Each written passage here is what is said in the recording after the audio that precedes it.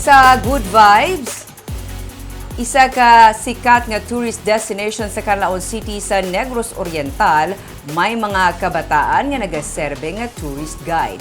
Daw sa nagahampang lang sila pero sila ang nagapanikasog para makabulig sa ilang nga pamilya. May report si Romeo Subaldo. Kung magkadto ka sa kilala nga tourist spot sa Canlaon City sa Negros Oriental, ang budlasan o kon Kipot Falls sa Canlaon City, may grupo sa mga kabataan nga magasugata sa imo. Tanan, nagapresentar nga mangin guide. May nagapresentar man nga magbantay sang salakyan.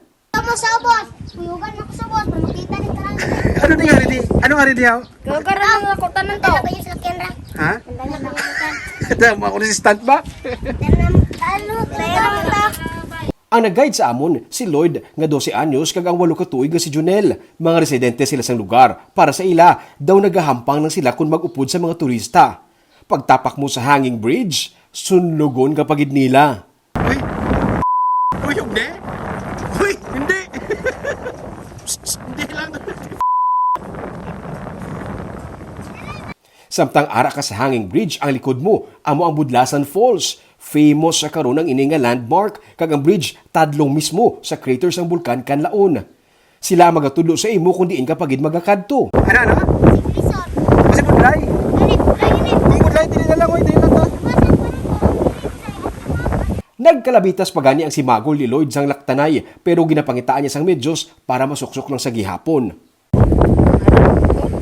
Tolged? Tanan-tanan. May kapihan kagalanaan sa higad sang bridge overlooking sa bulkan, samtang nagahulat sang order na istorya nila kundi nagakadto ang kwarta nga ginadonate sa ila sa mga turista. Makano kwarta po, naman kwarta, ano napaklon person? Sinila, short. Nga short to. Akong kwarta, ginapalit na ko gatas ni MJ. Sino na si MJ? Anong bungi diri ba? Ano ba namangod mo? Kasi tagligay, kwarta ko binintas eh. Ang 120, palit na ko gatas o pampers. Sa mangod ni mo? O, dasang gipalit. Very good. Dapat mo na. O, palit ang bugas na mo. O, ang uban, sila na ko sa akong alakan siya. Birthday na ko sa my J's. Mayo Jess. Ate, baka support ka pa na eh. Naga-enjoy sila sa ilang ginahimo samtang nagahatag sang bulig sa ilang mga pamilya.